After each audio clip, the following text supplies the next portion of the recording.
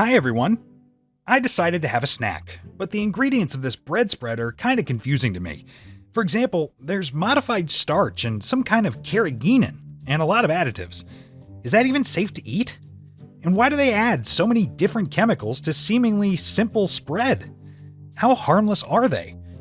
Well, let's figure it out together.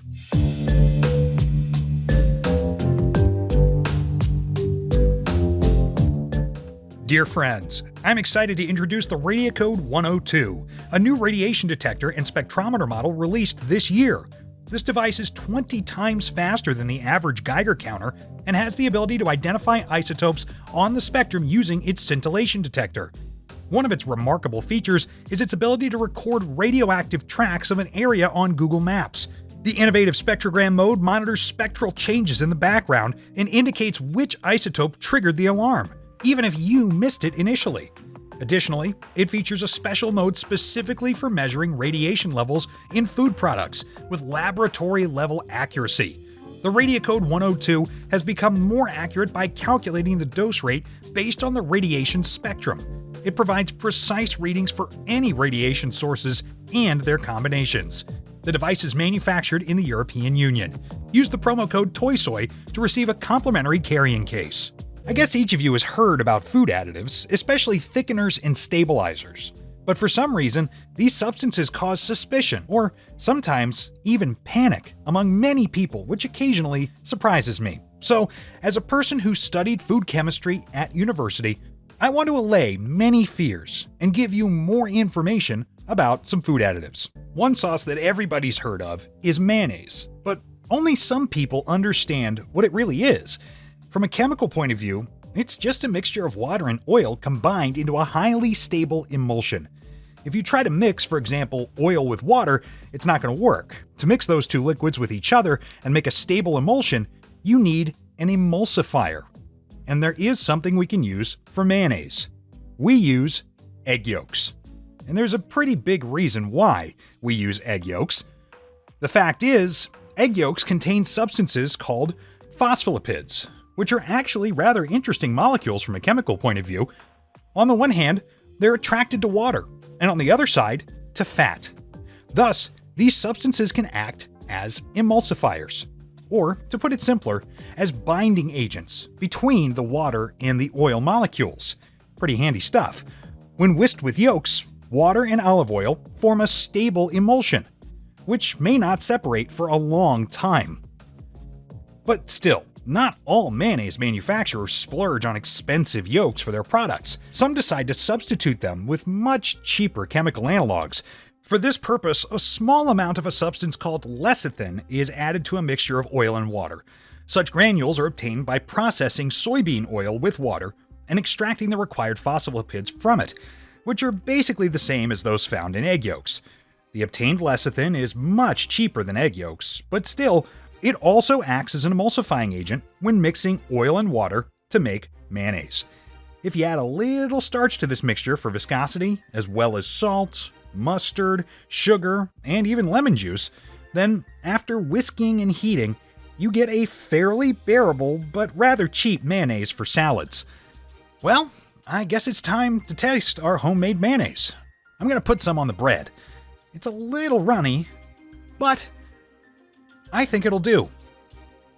Actually, it's good. Tasty.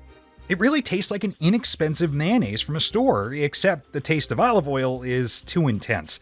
Hardly any manufacturers splurge on such an expensive ingredient. But for me, the product is pretty decent. And the lecithin itself, as you may have already realized, is contained in ordinary yolks.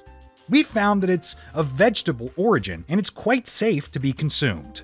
In addition to soy lecithin and starch, you can also add a small amount of another thickening agent, namely xanthan gum, to such cheap mayonnaise. Unlike starch, this substance is a much stronger thickener, which is obtained by fermenting ordinary sugar with the help of bacteria. In appearance, it's unremarkable, but if you dissolve only 0.5% of it in water and stir it properly, it will look like a rather thick jelly. That's a pretty neat trick if you ask me.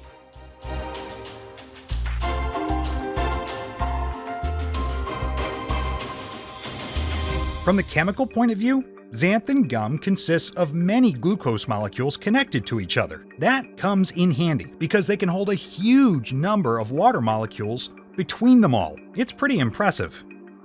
The interesting fact is that adding just 0.1% of this substance to my homemade mayonnaise increases its viscosity many times over, and also makes it more resistant to separation. That's why nowadays xanthan gum is added to many products with the word light on the label, so to speak low-calorie mayonnaise or bread spreads. The usage of xanthan gum allows to substitute most of the fat in the product with water, thus thickening the mixture and providing the required texture. In addition to its usage in mayonnaise, some companies add xanthan gum even to their cappuccinos. That helps them improve the texture of the drink and the way it feels, making it creamier. For example, Starbucks does this. Look, I've made a coffee with just a pinch of xanthan gum, and I didn't even add sugar. I wondered what the texture would be like after learning this. It's a little thicker, and it feels like I've added something fatty, like cream or milk, but it's just coffee and gum. That's it. The texture is interesting. And by the way, something else that you may want to try, if you add milk and sugar to this mixture, it's just a masterpiece. Like other carbohydrates, xanthan gum is completely absorbed by the body, doesn't cause any harm. But since we're already talking about thickeners, I bet many of you have been using the most common thickening agent in cooking for a long time, namely starch. It's added to a lot of sauces and gravies. Moreover, everyone's favorite jelly is also made with this product. From a chemical point of view, starch is a mixture of several polymeric carbohydrates, namely amylose and amylopectin, which in turn look like a bunch of glucose molecules connected to one another. And let me remind you that carbohydrates are compounds made up of carbon, hydrogen, and oxygen atoms. They have the following general structural formula. It looks like a compound of carbon and water, and yes, that's where the name of these compounds comes from, carbohydrate. The most common carbohydrates in nature are sugars, such as sucrose or table sugar, cellulose, which is the basic material of trees, and of course, starch. This particular substance has an interesting property of swelling when heated in water. Therefore, when starch is added to some liquid broth, it becomes thicker and more convenient for us to use as a sauce. However, in the modern food industry, the properties of starch as a thickener are sometimes not so suitable. For example, this substance is almost insoluble in cold water, so in order to prepare a thick jelly, it needs to be heated. In addition, if you add this substance to a too acidic dish, the starch may begin to break down or hydrolyze in water, losing all of its properties as that helpful thickening agent. For this reason, since the early 19th century, many scientists have tried to change or modify starch, making it more suitable for specific products. For example, the simplest way to modify starch is to heat it in an oven to 200 degrees Celsius and keep it there for about an hour. In this case, the molecules of this substance will begin to break down, forming shorter chains of carbohydrates with slightly different properties. For example, the resulting substance called dextrin will no longer have a starchy taste. It'll dissolve in water much more effectively.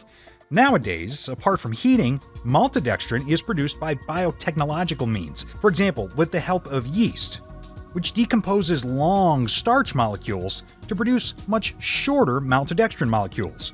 The resulting maltodextrin is commercially used as an excellent thickener, which is currently added to many sauces and other products of the food industry. As for the taste, it's actually just slightly sweet and has a rather unusual, creamy texture. It's like eating something fatty rather than a carbohydrate. An unusual feeling. But there's actually no fat, only easily digestible carbohydrates. Because of this unusual property, maltodextrin is very commonly used to thicken different fatty sauces and also to prevent them from separating into their components. My spread also contains some maltodextrin or modified starch. That helps to improve its very structure. In this video, I also decided to show you how to make such bread spread for a more complete illustration of the properties of maltodextrin. First of all, I decided to fry some crispy bacon. And obviously, a lot of extra fat started to form in the skillet. Now usually, most people just pour this extra stuff down the sink, but you can use it to make a really delicious spread with some modified starch. And to do this, I'm going to drain all the fat into a blender container, along with some pepper and garlic. Then, add a few tablespoons of maltodextrin and blend properly. As a result, we get a pretty flavorful and delicious spread that'll be great for sandwiches. Let's taste it. Putting it on the bread. It tastes really good with bread. It's a delicious bacon spread with garlic and pepper. By the way, according to some studies, besides being an excellent stabilizer of fats, maltodextrin can be used to create the so-called powdered vodka. In order to produce this strange, dry drink, you only need to add 30% of pure alcohol to dextrin and mix it in a blender. After about 3 minutes, the mixture indeed turns into an alcoholic powder. Let's give it a taste, shall we? It doesn't smell like alcohol. A little bit. This substance smells mostly like dextrin. Well, I guess we can take a chance and taste this strange alcoholic stuff. Why not? It's really alcoholic. We got alcohol powder. Cool. I'm dissolving a spoonful of this powdered vodka in water.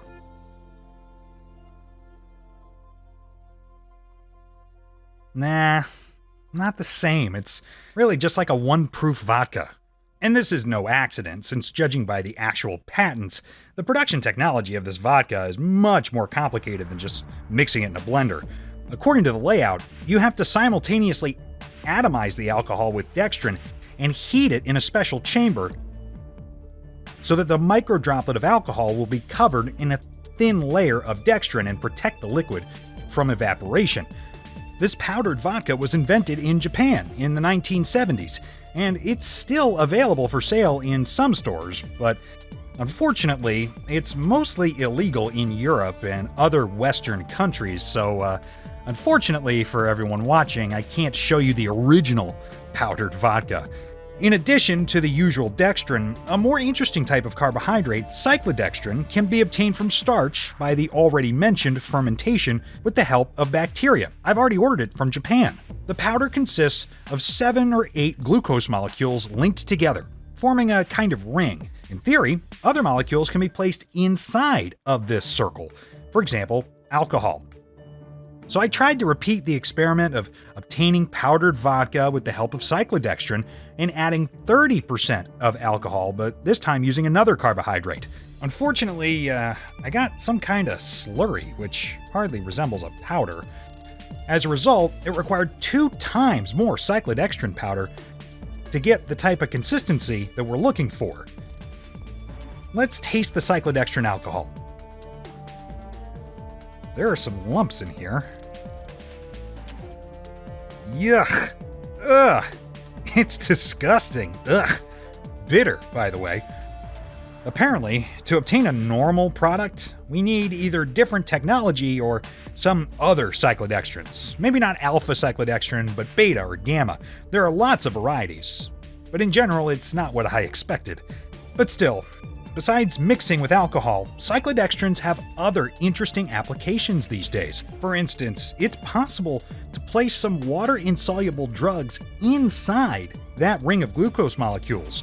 It results in a much more efficient absorption in the intestine than in their pure form. And by the way, comparing the reaction of starch and its derivatives to the addition of iodine, you can clearly observe that starch is the only substance that turns blue. Take maltodextrin and cyclodextrin. They have different chemical structures but don't show that effect. Besides carbohydrates derived from starch, there are other thickeners. For example, this spread contains a substance known as Carrageenan, which is derived from seaweed. For example, the so-called Kappa Carrageenan can be obtained from Irish moss by processing it with potassium hydroxide. This substance, when you dissolve it in hot water, forms very stable and sturdy gels that don't even melt at room temperature. From a chemical point of view, The molecules of Kappa Carrageenan are very similar to the same starch, except glucose molecules inside such a polymer have some hydroxyl groups replaced by sulfate groups, that is, sulfuric acid residues. In nature, this polymer helps seaweed retain as much moisture as it can, especially during low tide or drought. However, when Kappa Carrageenan is added to various dishes, it also retains moisture perfectly, so you can make a jelly that won't melt even when exposed to moderate heat. In addition to desserts, Kappa Carrageenan can also be used to make an edible film that can be eaten with any food. To prepare it, I add a little glycerin and starch to the mixture of water and carrageenan, after which I heat and stir the mixture until it becomes homogeneous. When this mixture dries, you get a pretty strong and transparent film, which can be used to wrap not only food, but also some disposable household items. That can be pretty handy. It works with single-use soap in hotels, or even your toothbrush in the bathroom. And instead of throwing away the used film, you can just flush it down the sink or the toilet, and that reduces the amount of plastic waste, as carrageenan film dissolves perfectly in water and decomposes pretty quickly. So, while we're on the subject of films, how about making edible water spheres or sweet caviar? For this, I'm going to take another food thickener, namely sodium alginate. Let's see how this goes. This substance, like many others, looks like a common white powder, but when only 2% of it is dissolved in water, it turns into a thick syrup-like liquid. Sometimes sodium alginate is added to sauces for thickening, but in most cases it's used for more entertaining tricks of food chemistry. Let's check it out. If you prepare a solution of some calcium salts, like calcium chloride, in a separate beaker and squeeze some colored and sweet sodium alginate syrup into it, then a fairly stable gel of calcium alginate will start to form in the solution. And as a result, I got such long, edible noodles. If you drop sodium alginate into a 1% calcium chloride solution, you get real caviar that'll even pop in your mouth. Pretty sweet.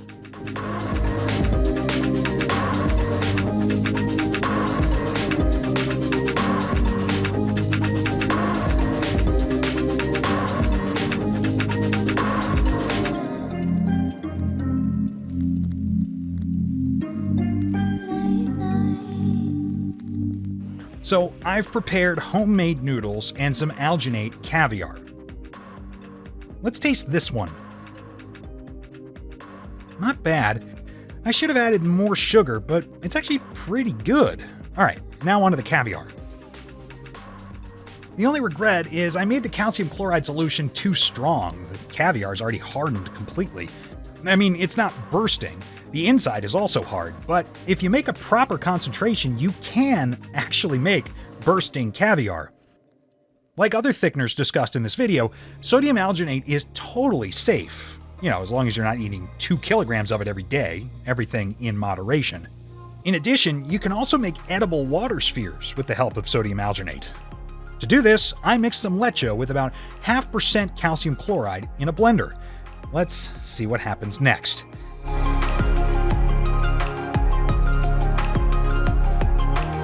Well, we gotta dip a spoonful of this mixture into a 1% sodium alginate solution. This forms a calcium alginate shell around the leche. It turns an ordinary sauce into a sophisticated dish of molecular gastronomy. Gotta love science.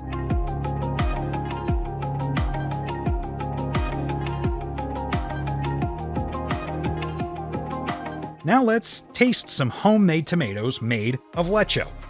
It's very, very tender stuff. If you want to, you can even burst it with your finger. It's a process called digestation. It's really unusual when it bursts in your mouth. Cool.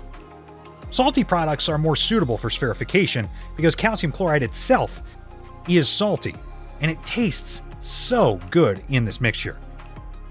I believe after watching this video, you've learned more about different thickeners and food additives that are used in different sauces or the above-mentioned bread spreads. I hope that from now on, reading the ingredients on the label won't give you any doubts or fears about some of the additives used in your goodies. And hey, If you like this video, as always, it means a lot if you could give it a like and subscribe to the channel to see many more new and interesting things.